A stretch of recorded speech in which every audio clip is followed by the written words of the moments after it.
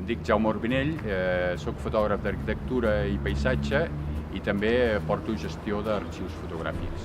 Els darrers anys he compaginat la meva activitat fotogràfica amb la responsabilitat de l'arxiu fotogràfic del Col·legi d'Arquitectes.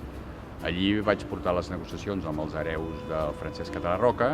Allí el que vam fer va ser catalogar tot aquest material, restaurar-lo i posar-lo a disposició de tots els estudiosos interessats en aquest fons tan valuós.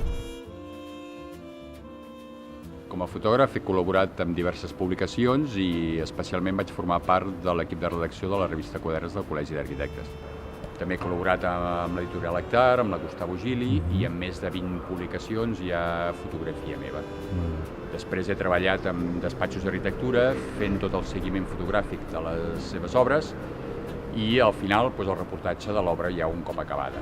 He col·laborat amb l'administració pública, amb diferents departaments, després amb empreses constructores, amb empreses de material de construcció, etc.